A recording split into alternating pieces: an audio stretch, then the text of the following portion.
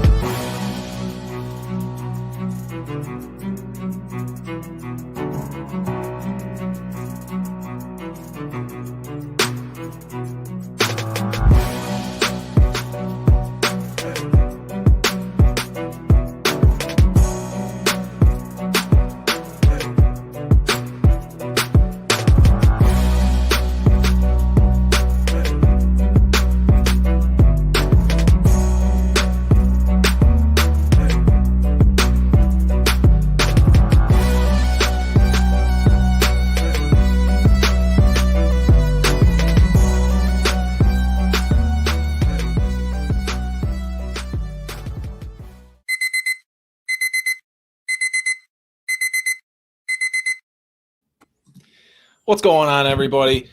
Well, Week 1 did not go as planned for the Buffalo Bills, did not go as expected for a lot of Bills Mafia as well after an exciting end to the 2020 season. The start of 2021 has a speed bump.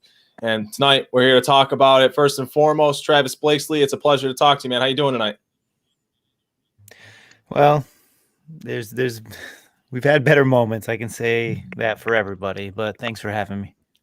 And for a cold front report first, we have a tag team duo in the top right of your corner, Jeremy Turner Montgomery and James Mallory. How you doing, fellas? I'll be doing a lot better with a win, but we're here to talk about it. Let's break it down. We're going to make it work.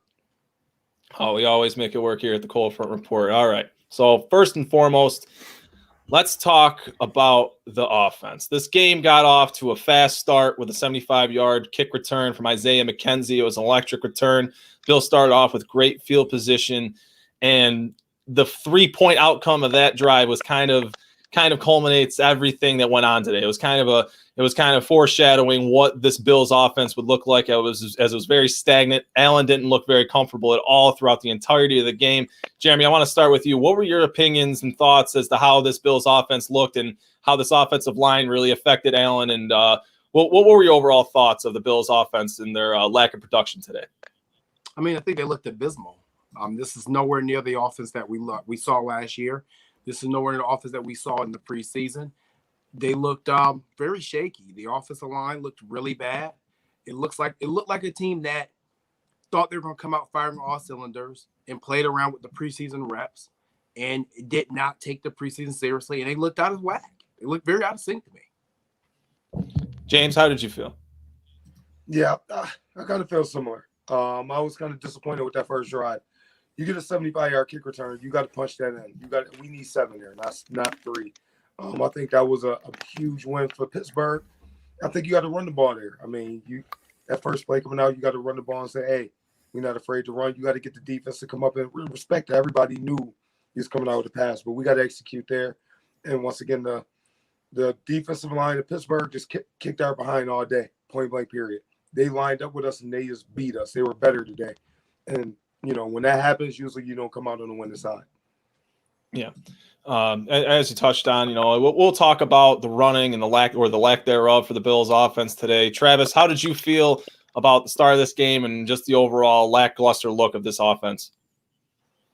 Well, you put it well when you said it kind of culminated off of that first drive. When you rack up the amount of penalties we did, the amount of specifically holding calls on the offensive line, your quarterback is throwing off platform. And, like somebody said in the chat, you're throwing the ball 51 times against a front 4 that didn't even need the blitz. I mean, Steelers are known for blitzing, and they didn't even have to. So it was very disappointing because we know the offense as a whole can perform better than what we saw today. And it's just a shame to start off the season this way. Yeah, I tend to agree. And, I really bring up that first series because, that was just an extremely disappointing start of this game. You have to think of just the amount of momentum that kick return really brings to this offense, brings a lot of juice to the entire sideline. It lights up the entire team. It really kind of swings things in Buffalo's favor from that point on. And the Bills offense was just very unopportunistic with it. And they came out there in the first play of the game, they come out and spread, and it felt like that was just that. I'm not saying that was a bad thing for the Bills to do at the start of the game by any means, but the point I'm making is that they started out in the spread today, they ended the game in the spread, and they lost this game in the spread. That really kind of it explains all you really need to know of this Bills offense and their inabilities today to really get the ball moving with any kind of consistency. I really think that started up front with this offensive line. Travis, what were your thoughts on the offensive line and their performance today? You kind of touched on the holding penalties. It was a lot of different things for that front and their struggles with the Steelers' defensive line. What were your thoughts of the protection up front today? Well, as James mentioned, they got beat. I don't think it had anything to do with schematics. I really don't think that it had much to do with the plays we were running, although, playing Monday morning quarterback, I'm sure we could substitute some for, some more running. But, when Cody Ford is your only starting offensive lineman who didn't give up a sack, Deion Dawkins giving up 3 sacks and multiple holding calls, it was a mess. And you could tell as the game wore on, you saw Josh Allen getting frustrated, more and more frustrated, going to the sideline, throwing off platform. I think a lot of the inaccuracies were due to that.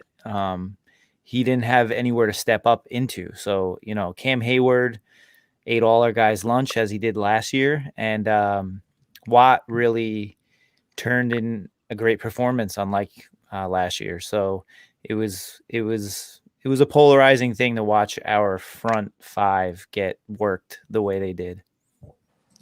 Yeah, and you touched on how they played this team last year, and Casey Hayward did dictate a lot along the interior in that game in last year's matchup, and it really felt like this game had a similar feel to it. Only the difference was the Steelers had that defensive or special teams play fall their way, whereas the Bills had it fall their way in the previous matchup.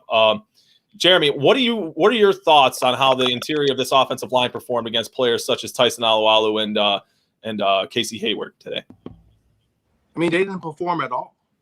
There was no performance. There was nothing good about the performance. I think the only thing that they can hang their hat on is that Devin Singletary had 72 yards rushing, and I don't think they're responsible for that. He's responsible for a couple of big chunk plays at the end of the game, but I don't think there was anything good about it. I thought Mitch Morse, John Feliciano, and Cody Ford looked horrible. In pass blocking, where they were strong at last year, and even worse in run blocking, which now it seems to be, here we go again.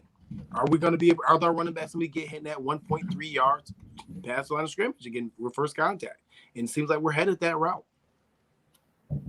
Yeah, I tend to agree. James, what was your thoughts of the protection up front or lack thereof today for the Bills for Josh Allen? You know, I mean, point blank period is nothing fancy about it. They got their butt whooped, period.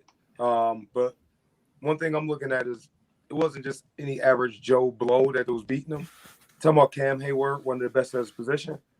TJ Watt, I mean, he just got paid all that money for a reason. And then let's not forget, Melvin Ingram is a baller. He's not a bum. He's not some dude that is when it picked up hanging outside Walmart with a sign saying, hey, sign me. This dude is a dude that can really play football really good. You know, and then Tyson Alau, is that you know what I'm saying? Yeah, I mean, these dudes can play. You know, I mean, these aren't bums. I mean, you're talking about one of the better defensive line in the NFL. So they got their butt whooped by a pretty good defensive line. So what you got to do is you got to go back to the drawing board. You got to get better. Point blank period. You probably won't see better than that this year, but it's unacceptable though. You got to play better than that. It's not an excuse, but you got to play better than that. And, you know, we keep talking about how difficult this matchup really was in the front seven. You know, that is really the strength of not just the Pittsburgh Steelers defense, but their entire team, really. That unit, that front seven is really good. When talking about players like Devin Bush and, like we mentioned, Casey Hayward and Tyson Alualo, they were without Stephon Tuitt, but they also had TJ Watt and, as James touched on, Melvin Ingram, who is no slouch in his own right. They really struggled with that front. But the one thing that I found the most frustrating throughout the course of this game was the lack of adjustments to really kind of counter that front or do something to really kind of keep that defense honed in, if you will. It really felt like they were pinning their ears back and chasing Allen down, and there was really no kind of balance in this game at all to try and alleviate that pass rush or try to mitigate it, if you will. James, can you touch on for me how you felt the adjustments were throughout the course of this game by Brian Dable and company? Well, I mean, to be honest, there's really no magic scheme to really drop when they just whooping your butt. When they just beating you physically, there's no magic scheme. I mean, they're just winning. It's nothing you can say, well, we're going to do this. I mean, their 3-4 guys were just beating them.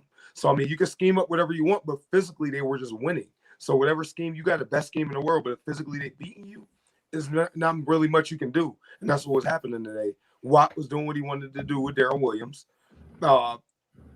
Cam Hayward was just punking people off and taking their lunch money. And then, you know, Melvin Ingram was balling. So, I mean, he gave Deion Dawkins fits. So, I mean, no scheme really mattered. They just got beat physically. Yeah, and I'd like to add to that, you know, Deion Dawkins looked like a guy who's really trying to get in shape. He's not in shape. The 3 holding penalties, like Deion, I mean, we know in the past he's had problems with penalties, but more recently he has not. So he like a guy that was really, coming off of COVID, not in great shape at the current moment. I think he'll get there. John Feliciano and Cody Ford, very underwhelming as we spoken before. But I think one interesting point about TJ Watt and Darrell Williams is, remember, Darrell Williams got the best of TJ Watt in that matchup last year. And most great players, they're going to come back. When they come back, they're going to come back strong. And I think TJ did a lot of different things. I don't remember him trying to do a rip and under move versus Darrell last year in that game. But today we saw it over and over, and Darrell was prepared for it. Nothing against Darrell. He's a solid football player, but TJ Watt is, like you said, James said, he's the highest paid defensive player in the NFL for a reason, and he showed it today. Yeah, that he did. Travis, how did you feel about the overall adjustments throughout the course of the game for the Bills offense? Do you think there was something they could have done a little better to try and mitigate the pass rush, or do you think it was adequate today? Well, like Leroy said, what adjustment? There really wasn't much of an adjustment, but it makes sense with what James was saying. When you're getting beat, you're getting beat, and you can only mitigate the bleeding. And I think there were some times where you saw a tight end or a back chip, but there was still pressure. It just seemed like schematically where we were lining up, it didn't really pose any difference. Although, to touch on your point, you know, we kind of went out with the same mindset, you know, trying to bang our head against the wall to try to make up for what we were not doing in the first half. So as far as adjustments, I'm not quite sure if anything would have remedied it. I think Allen was looking for bigger plays earlier on, and we saw more success underneath. But I got to give credit to the defensive backs in Pittsburgh, because I was expecting the receivers to feast, and they did get open, but anything underneath, they were there to make the sure-handed tackle. Beasley caught a bunch underneath and wasn't able to do much with it. So, as far as, like I said, I don't think that there was much we could have done to remedy that pass rush. They had our number today. I really, it wouldn't necessarily be the adjustment in game that I feel kind of just exacerbates this issue. But I really feel like just from the start of the game, I'm going to be honest, I don't think this offensive line is good enough for you to just line up and drop back 50 times and face off against a front like this and come out victorious. And obviously that's not what happened today. I think if you're going to face up against a team like this that features a front, as we saw, that you would be best served to try and, get that run game established to start the game, to get that offense going. And like we said from the onset, it seemed as if, after that 75-yard kick return, they didn't really plan on having that good a field position. Then it didn't seem like it almost seemed as if it caught them off guard, if you will. In the running game, they just, they didn't really establish that from the start. And the line of scrimmage felt lost almost from the start of this game as the defensive line just pinned their ears back and got into the face of Josh Allen and, really kind of just wrecked the game plan, it seemed. Jeremy, do you think that if the Bills were to have more of a run-heavy approach when approaching this matchup, that it would have been a more successful day for the offense? Or do you think they came out there with the right plan to try and spread them out and test their cornerback depth? No, absolutely not. Absolutely not. I don't feel like they would have had more success because I still don't trust this offensive line and run blocking. I don't see, we haven't changed anything. We have the same players we had last year in the interior, and I don't see why we would get anything for any different results than what we got last year. So no, I don't. I feel like if you try to do that, they probably would have lost worse. And one thing I do disagree. I disagree with the fact that you say that we don't have a good enough offensive line to throw the ball 51 times. Well, we did that for almost 18 games last year, no matter the weather. So it should be no reason to believe that we couldn't do it again.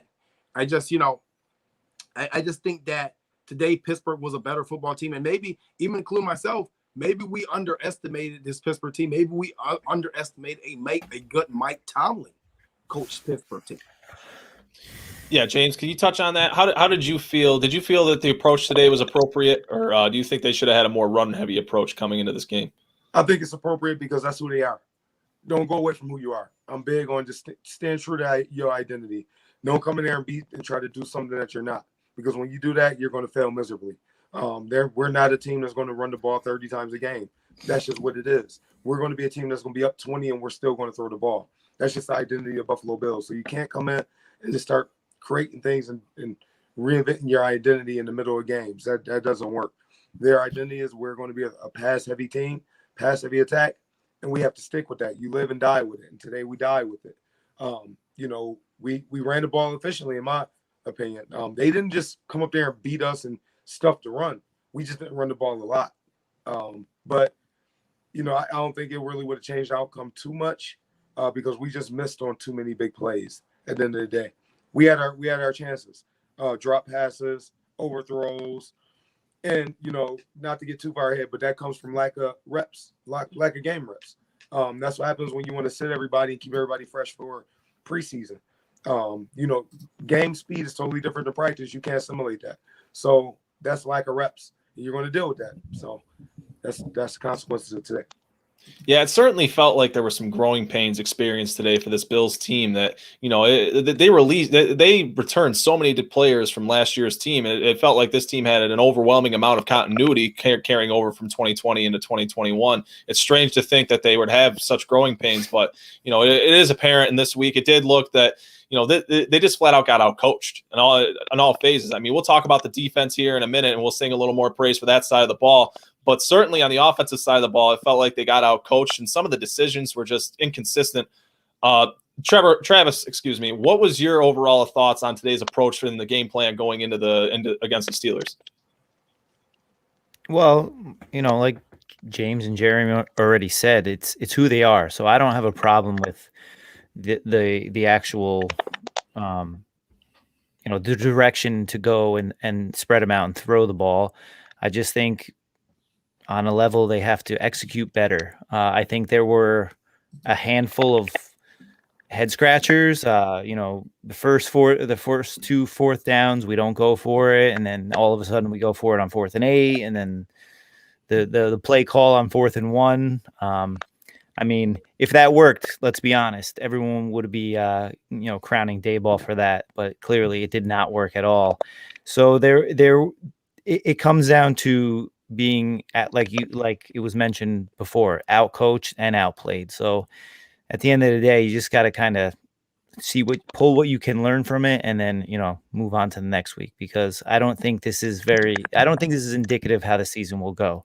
It just, we went from having our starters go up against each other at half speed, 3/4 speeds in the off season to home opener against the Pittsburgh Steelers. So it showed. Yeah, and you kind of touched on how there wasn't really an apparent feeling of comfort today for this offense, and with that came Josh Allen. And Cody Wells poses a really good question in the chat. I'm sure a lot of people kind of had this on their mind. Do you think having fans back played a role with this? No noise at all last season in full capacity makes me think it impacted nerves for us even somewhat. James, JTM, what are you guys really feeling about this? Do you think that having the fans back really kind of added another amount of a little bit more pressure for Allen in this offense, and really added to the jitters that were obviously apparent? I mean, I think it added something to it, but I don't think it affected the outcome of the game. Getting physically beat has nothing to do with the fans, and that's what it came down to. They were the more physical team today, and that's why they won the football game. And they're a reflection of their head coach. I personally think Mike Tomlin is the best coach in the NFL, me personally. And, I mean, look at that. That's what happened today. I mean, I don't think it had anything to do with the fans being in the stands. I mean, yeah, it affects things like, false starts and being able to hear and communicate, but that wasn't what affected the outcome of the game today. It was just being more physical and getting their butt whooped up front. I mean, I have to go with the fact that I do think that it maybe affected Josh Allen. He was very hyped up, and we've heard him say in the past that he gets so hyped up that he has to kind of bring himself down. I think they use the terminology was sugar rush Allen. He did seem jittery to me, like a couple of those throws, especially the first one to Emmanuel Sanders that he missed on. That's a throw that he wasn't really missing on last year. In the deep ball, it almost felt like we reverted back to 2018 Josh Allen or 2019 Josh Allen with the deep ball. And I'm like, oh, come on, you can't miss those throws. But if we go back and we look at the fans, right? We didn't have fans last year. He had an awesome season. Now, I'm not going to say this is continue, but I'm just going to bring it up. We had fans for the Colts game. Kind of struggled.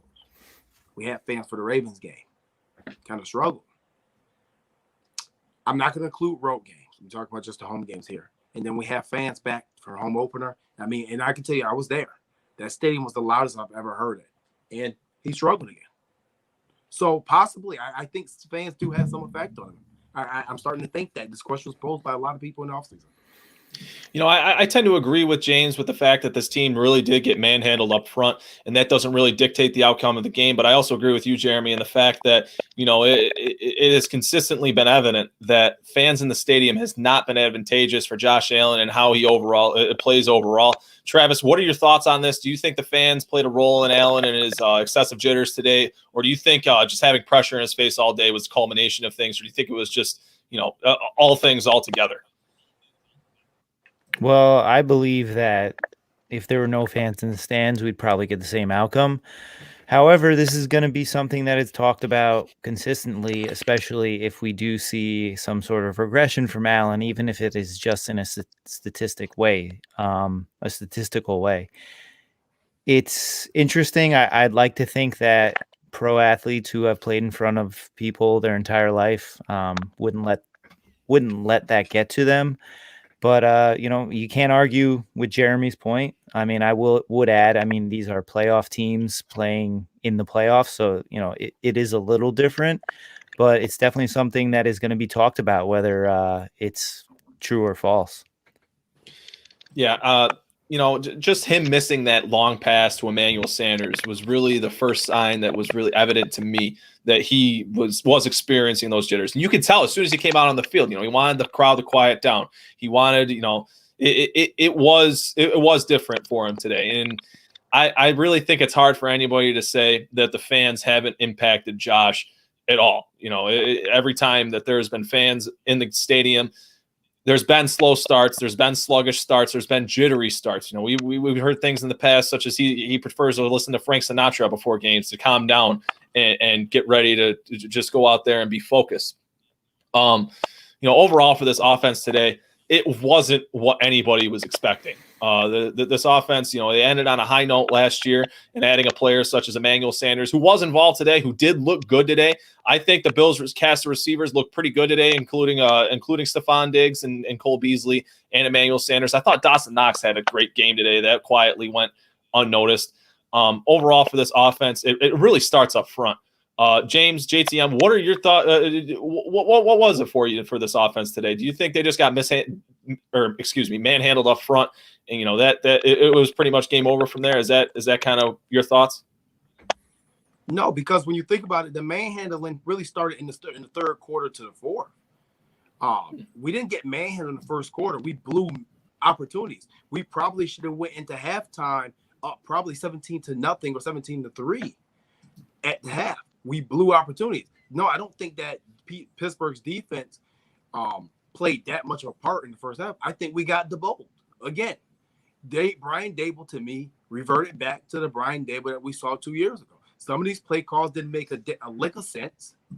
They were not timed well. And the fact that you left Zach Moss inactive, and then you put Breida in, that shows me as a coach that, hey, when you make a decision like that, we have something planned for Breida. But then you bring him in on a 4-for-1 and you run the weirdest damn call I've ever seen in my life. You have a quarterback who just had a quarterback sneak a quarter before and got like almost 5 yards, it felt like. And you run the 2002 Drew Bledsoe goal line play, the Wills McGahee, and he must have went back and watched some film on that. It was awful. And then you run another fourth down play on 4th and 5, and you throw a jump ball to Gabe Davis, who I have yet to see catch a jump ball in the league. We know we got the bolt. He reverted back to who he has been.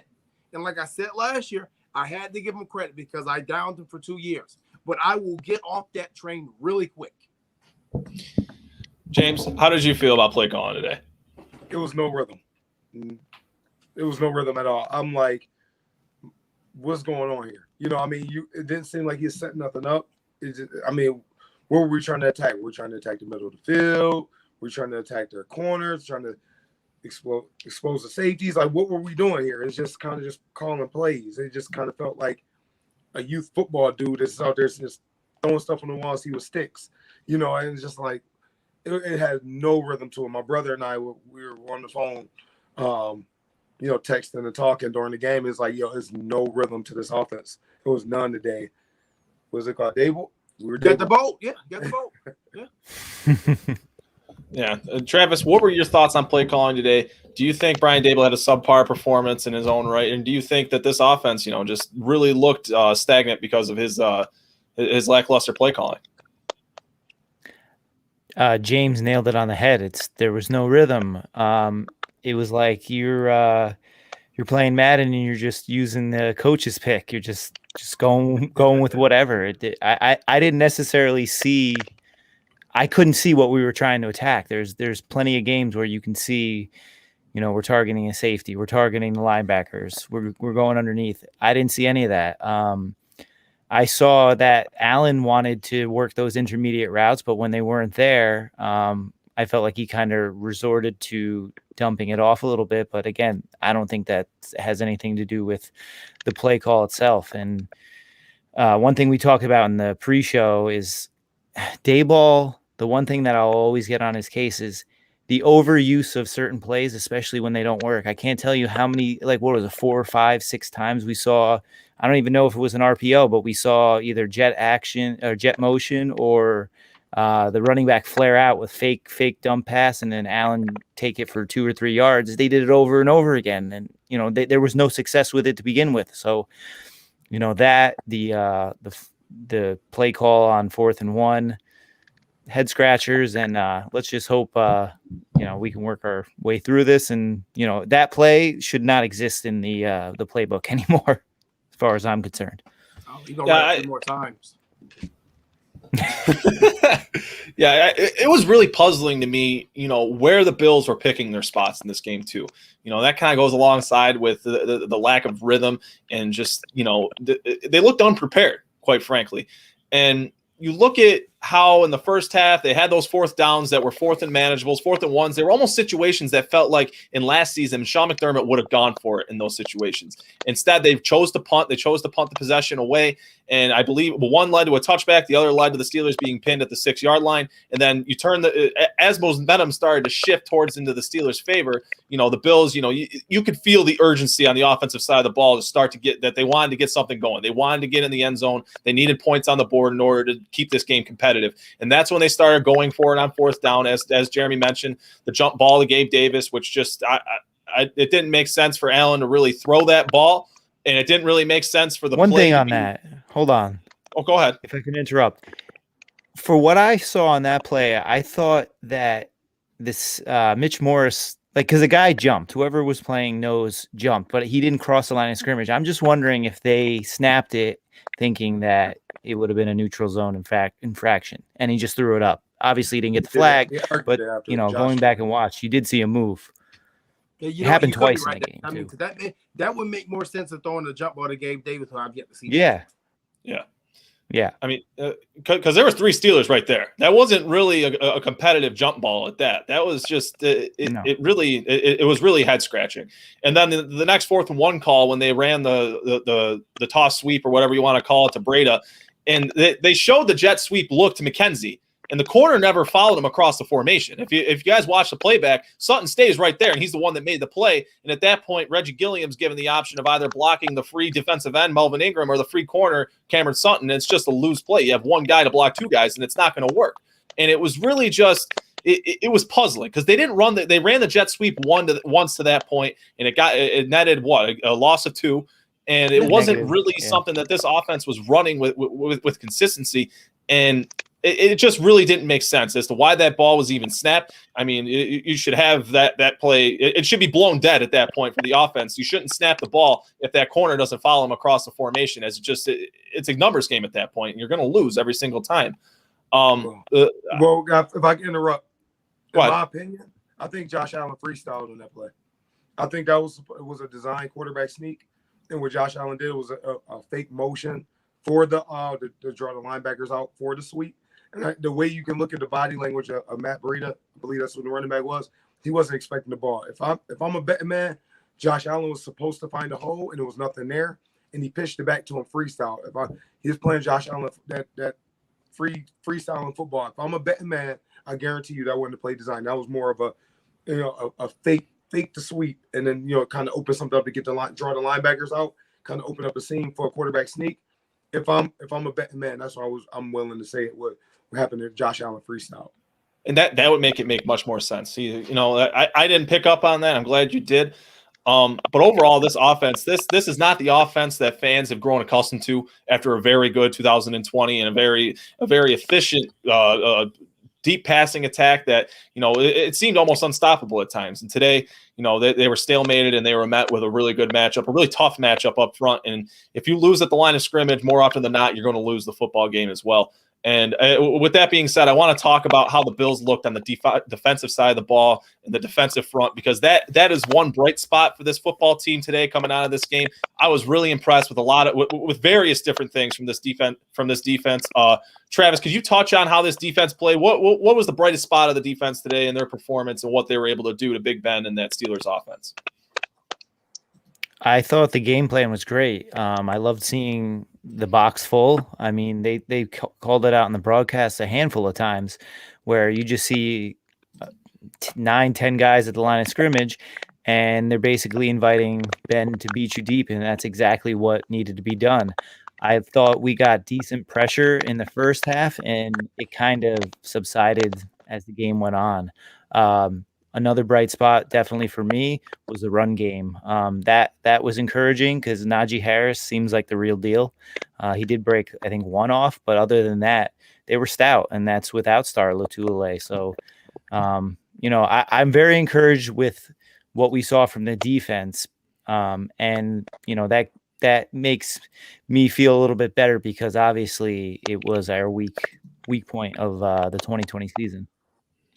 Yeah, that defense, they were really gap sound today. I felt they maintained their gaps, they maintained their assignments, and without Star Lotulelei at that, as many people were the much anticipated return of the one technique defensive tackle, I felt that the front did a good job despite his absence. Jeremy and James, how did you guys feel about the defensive performance today? I thought they were great. I thought they were really good. I thought two people stood out to me in this game. Tremaine Edmonds, he looked the most sure of what was happening in front of him I've seen in his career today. And Levi Wallace.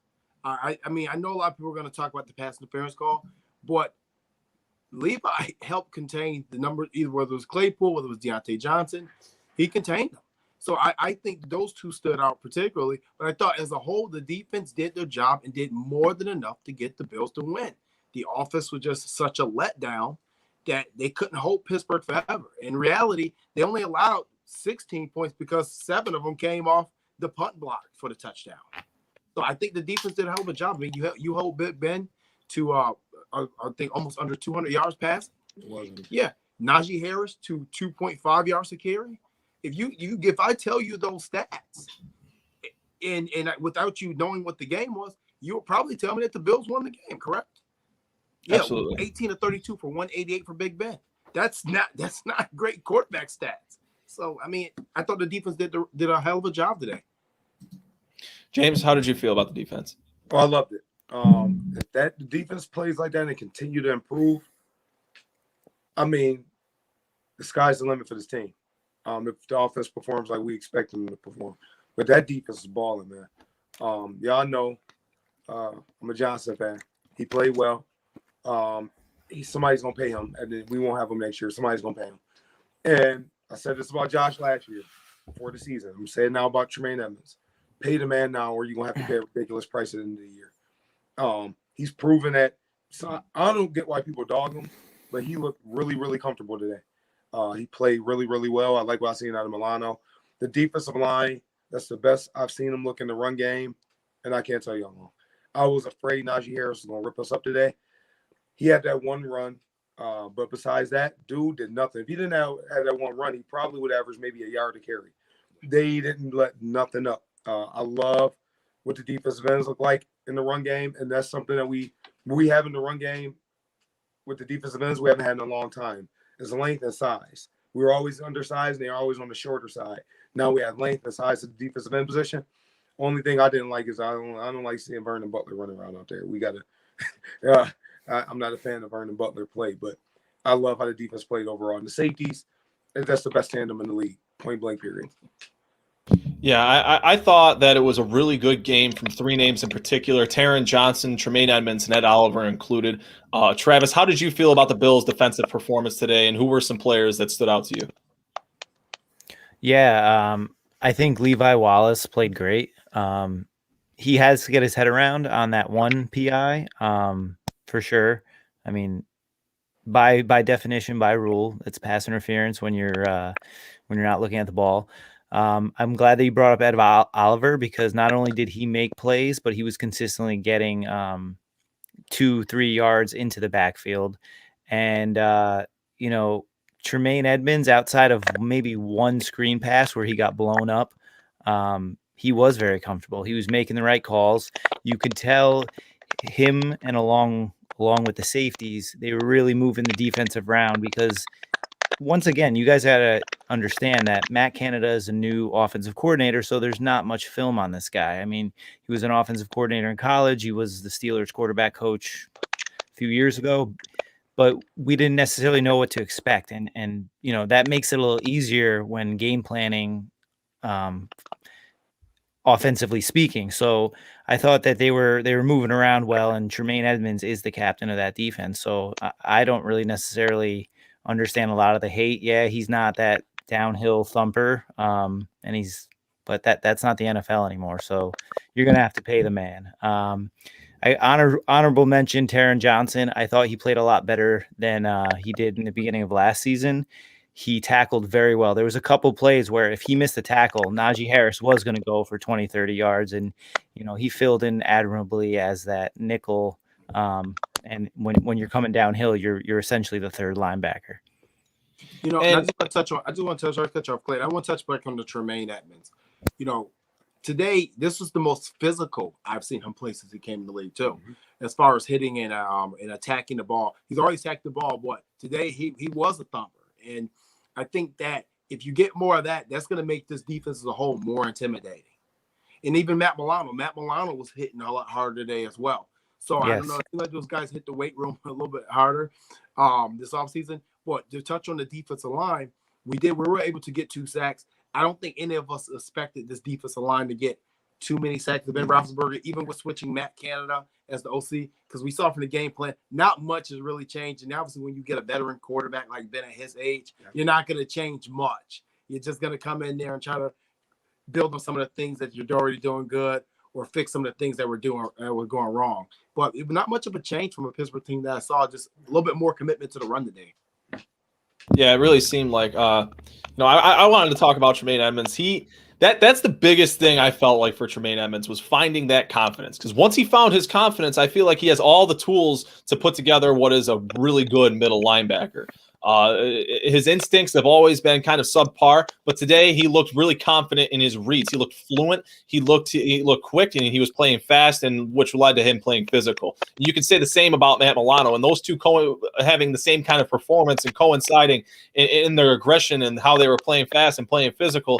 It really makes me think that they have more faith in the front and in front of them now in comparison to last year. I felt that defensive line, they were getting really good push on what was a subpar offensive line for the Pittsburgh Steelers. They were doing a good job. As I mentioned, they were maintaining their gaps. They were getting pushed, and the pocket was collapsing around Big Ben, and it seemed to almost very timely. It really was reminiscent of the 2017 team that really did a good job. They weren't overly, they didn't get too many pressures. They weren't pressuring quarterbacks left and right. That wasn't their bread and butter, but that front four was still able to make a difference and make an impact on the game like this defense is designed and predicated on. And I felt like they did a really good job of that today. A lot of people in the chat have been hating on Levi Wallace, and I really don't get what people want from Levi Wallace. The Pittsburgh Steelers' top wide receiver today, Deontay Johnson, was held to 7.7 yards per catch on 5 catches. I don't know what people look for from Levi Wallace that he's not giving them. The perspective with Levi Wallace. What was that? It's football ignorance. They don't understand. Clearly understand football. Yeah, and Levi Wallace. Besides understanding football, they obviously don't understand salary cap allocation either, because you don't know how damn expensive it is to have the top safety tandem in the league, but then you also want to have 2 number 1 corners and a nickel. I mean, that's just like you touched on. That's complete ignorance. That's football ignorance and salary cap ignorance. Well, you know what? For all those people touting out the Chiefs and the Browns, because that's what all we've heard jammed down our freaking throats all summer was, look at the Chiefs, look at the Browns. Well, that was a shootout today, and both secondaries looked like they sucked. And I'm sorry to use the word suck because I hate using it, but that's what happened because people tout out those 2 secondaries. I can't tell you who was on the Chiefs secondary this year or last year besides Tyrann Mathieu, and they look bad. And so did the Browns today with getting Troy Hill, with having Denzel Ward, and with drafting Greedy Williams, other players. So, yeah, Levi stepped up. Yeah, and it's a really good wide receiver room for the Pittsburgh Steelers. You cannot forget to mention that, Chase Claypool, Deontay Johnson, and Juju Smith-Schuster to mention. I thought it was an adequate job by Levi Wallace. I'm not really looking for Levi to shut guys down. He's playing on the side opposite from Tre'Davious White, and teams aren't going to look at his way. I mean, hell, the one time aside from the back shoulder fade that Ben threw to Chase Claypool, it was an interception. It got called back on a holding call, but it really didn't seem like he was targeting Trey White at all today. Trey White did seem to be doing an excellent job. And just led to most of the targets going Levi's way. And I'm interested to see what the target stats are for Levi Wallace after this game and how he really fared out, because I thought he played a great game today, all things considered. You just look at this defense. One thing I want to ask you guys before we kind of start to wrap this show up, I want to talk about that block punt, man. It's been a minute since we've seen a block punt. I don't think we saw one all of last year. Correct me if I'm wrong. I don't think we saw one last year. Did we? No, we didn't see one last year, but we saw what 2019 before that, 3 or 4. So the first block punt of Heath Farwell's tenure as special teams coordinator. I want to ask you guys something. I'll start with Travis. Do you think that the Bills would have lost this game had that punt not been blocked? Well, it would have obviously been a lot closer, and we've seen the Bills win close games, ugly games, and it very much could have been the difference in the game. However, you go 8 penalties for 81 yards, you don't convert 2 4th downs, you fumble the ball. All these things add up, and I know it's cliche as it is. It's a game of inches, and they all added up. And in the end of right until that last drive that the Steelers were able to kick the field goal, we were still in it. So it very might well have been the difference. It reminded me, the whole game kind of reminded me, aside from not throwing 3 interceptions, the game where Allen got knocked out against New England. There was a block punt, same thing, low scoring game. We just couldn't really get it together. So yeah, it's neither here nor there. At the end of the day, I don't think we deserve to win, but I most certainly thought we could if we didn't. We go 3 and out, block punt, down by 10. It's tough. Yeah, I tend to agree with you. I feel like the Bills would have pulled out an ugly win. We certainly would be talking about the same things we've covered throughout the duration of the show: the lack of execution up front from the Bills' offensive line, the jitters from Josh Allen, and the overall good performance on the defensive side of the ball. James and JTM, do you guys think that the block punt was really kind of the turning point and what decided this game? Well, I think it was definitely a turning point. I'm a special teams guy. I led the country in block punts my senior year of college. So I take this kind of to the heart. And me looking at it, somebody said that the punter held the ball a little too long. I don't think that's true. If you look at it, if you go back and look at it, I believe it's number 46, I believe. I'm not sure. Jaquan Johnson? It might have been. He's a protector. He didn't touch a soul. He went through the car wash and didn't get wet. There's no way. There's no way possible on a punt team. If you're protected, you're calling the protection. You're behind the guard. You're looking, you're calling it. He didn't touch a soul. And if somebody takes the punt off the punter's foot, more than likely somebody blew a block. If somebody comes from an angle and take it off the foot, more than likely it's the timing of the punter. But if somebody could take it off his foot like that right from the middle, somebody blew a block and missed a block. That's not on the punter. So that's pure blocking. He didn't just go back and watch the film. I believe it's 46 or 41. I'm sorry if I don't got the number correct right now. He literally didn't touch a soul in the punt. You heard that good old double thud. Next thing you know, the band playing. Well, we say the band will be playing. It's 6 points for them. You can't have that. And I guarantee you, he's either going to be fired from that position next week or he's going to be a lot better at blocking that up. James with the heat, man, the double thud, the double thud. Man, he didn't touch his soul. You can't do that. These are all t-shirts. The band playing. These are all t-shirts, man. Maybe we've got some other groups to make t-shirts. Let's do it. Yeah, no, I agree with James. I don't think it was on Hack, but end of the day, we let Bojo go, and I know a lot of people are gonna say, "Well, bring Bojo back." Now, I did see Matt Hack actually put a couple in the 20 today, which is what his specialty is supposed to be. Mm-hmm. But one of the problems I do have is there's a guy named Marquette King that's on the free agent market, and he was the best punter or the second best punter in the league, and he could punt for average, he could punt for distance, and he could punt for pinning inside the 20, coffin corner, if you want to call it that. So I think that maybe we should challenge Matt Hack a little bit as well. I think in some of these Tuesdays, we should be bringing some guys in to challenge for the position. But no, I agree with James. It was complete blown coverage. The Bills didn't have anything wrong with the special teams coverage last year. I think that they got caught off guard. That's what it felt like. It felt like they got caught off guard, and Pittsburgh perfectly timed it. That move or that call was a perfectly timed call by a experienced coordinator and having an experienced head coach. and they timed it right, and they got him. So maybe they saw something in Buffalo's film. Because remember, New England saw something in Buffalo film a couple of years ago and blocked us multiple times. Attacked it. No, we got to be prepared because people they're gonna bring the heat every week. Yeah, every week they're gonna bring the funk. So if they're not ready, we might see that a couple more times. Unfortunately, we got to tighten that up. Yeah, and as I mentioned throughout the show, this game really felt like they were going through growing pains as a team coming back from with the amount of continuity that they did, and just the special teams errors and the lack of communication up front that the players had spoken into post game. It really, this game is a nice slice of humble pie for this football team. They're riding high after such a good season, an AFC championship hangover, if you will. It really felt like today, just the lack of execution. Like I mentioned, they didn't really seem like they were prepared. Travis, how do you feel about this kind of game getting out of the way now? Do you think that this game is a launching point for this team? Because let's not forget, the last time this team lost a regular season game, it took them all the way to the AFC Championship game, that being the loss they suffered in Arizona last year. How do you feel this loss really shapes this team going forward? Yeah, I mean, look at last year. I believe the Bucks didn't look like they were a Super Bowl contender after week one. If there's a time to really kind of take that egg on your face, so to speak, and really get humbled, week one against a good opponent like the Steelers is great. And then, you roll into Miami and you put a beating on them.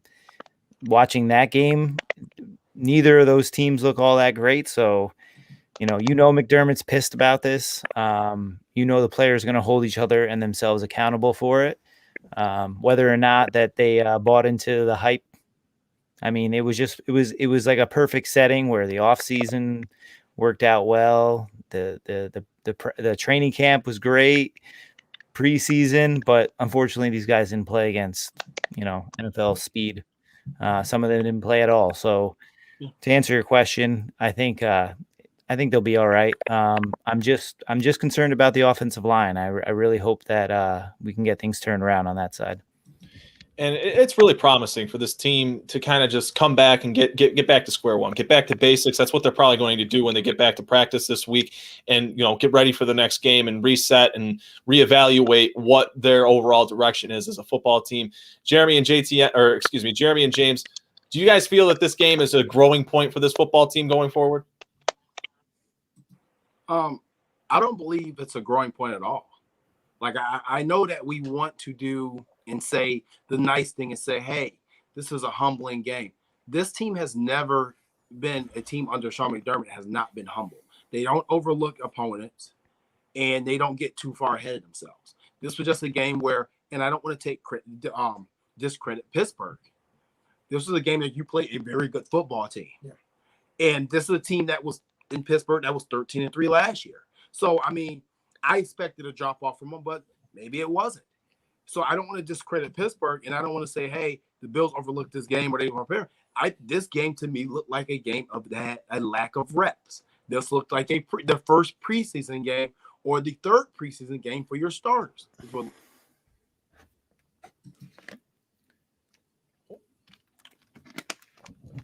Yep. And I think that's what happened today. It's not humbling. They just ended up not being prepared. I mean, JT said it perfectly. I totally agree with you, JT. It's just lack of, game preparation. Yeah. Being off, you haven't played the game since January. Live action and really getting after it. So I think that's what it is. So I think, you kind of put it, you'll go in the film room, put it behind you, you move forward. Newsflash, Bills fans, all the negative Bills fans. The Bills were not going to go undefeated. No team in the NFL is going to go undefeated. They're going to lose. You're going to lose. It happens. It's the NFL. Only one team has ever gone undefeated. The negative stuff, throw it out the window. They're playing other professionals. You learn from it. You get better. We'll be all right. Yeah, it's only forward from here. It's unfortunate to see it happen in the season opener, in the home opener, nonetheless. Against an AFC opponent, you don't really want to have to struggle, you don't really want to have to lose to AFC opponents. as it's important come season's end. But they do have an important matchup against the Miami Dolphins going to Miami next week, heading into probably what's going to be a hot Sun Life Stadium.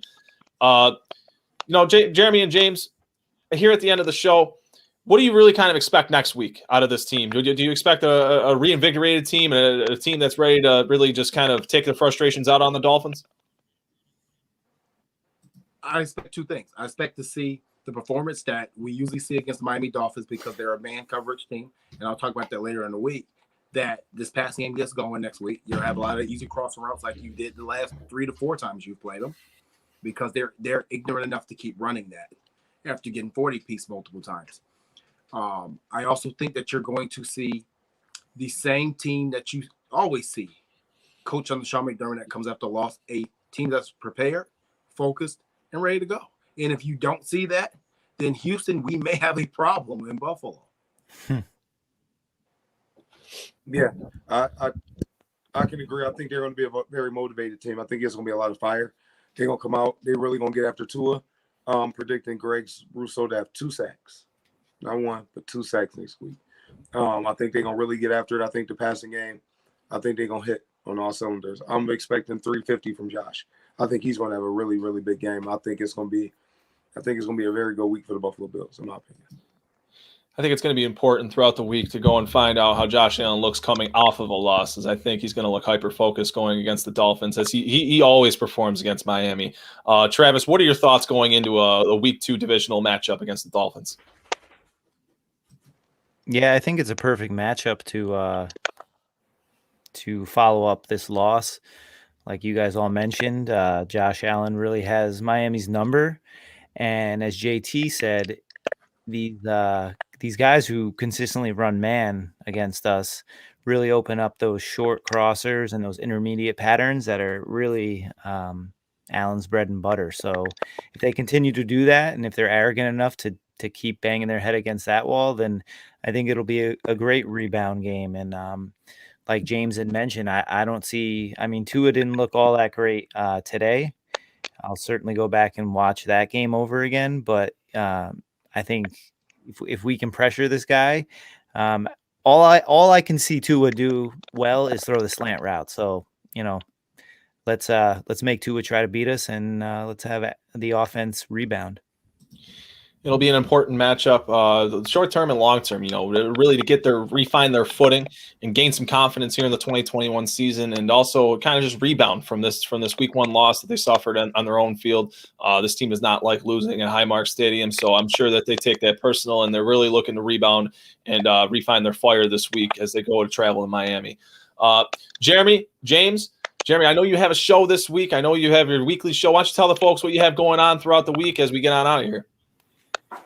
Yeah, Tuesday I'll be live with, if you guys not checked it out yet, Tuesday probably around 9:30. I'll be live with my show called It's Nothing Personal. I don't even know what damn show now. Oh my God.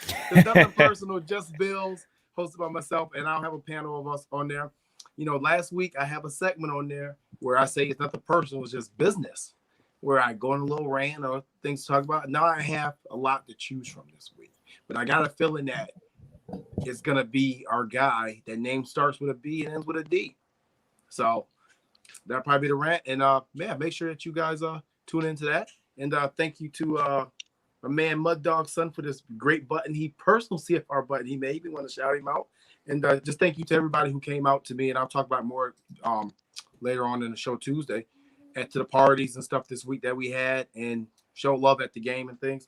It's a great week.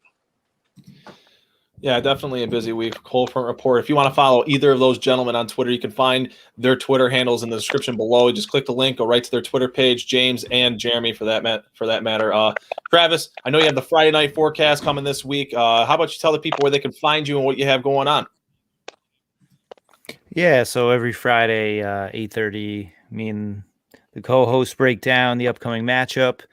We give you our takes, our predictions, and we also like to hear from you guys in the chat. So join us 8:30 on Fridays. And until then, just check out all the content we got going every day, it seems like, on the Cold Front. And you can find me on Twitter at Trav Blakesley. And the same goes for Trevor, or excuse me, I don't know why I keep calling you Trevor, man. I'm really sorry. Twice, man. Trevor, It's my alter ego. Maybe you know what? That's not a bad idea right there. And the same goes for Travis. You can find his Twitter handle in the description below. Just click the link. You'll get taken right to his Twitter page. Be sure to follow us on Instagram at @ColdFrontReport_Bills News and Twitter at @ColdFrontReport. Hit the subscribe button on YouTube, Cold Front Report, and be sure to like our Facebook page to keep up to date with all the Bills news, all of our content, and our daily live shows, it seems. I'll be going live with Mookie Hawkins and maybe a guest next week, next Saturday for the Saturday night tailgate as we preview the Miami Dolphins matchup. You know, Mookie always has something up his sleeve. I'm excited to see who he brings on for the show to preview the matchup with the Dolphins. If you'd like to follow me, it's at CFR Clayton on Twitter, and you can find my Instagram at the same exact handle at CFR Clayton. Guys, it's always a pleasure. You know, this game didn't go the way many of Bills Mafia expected, but it's all right.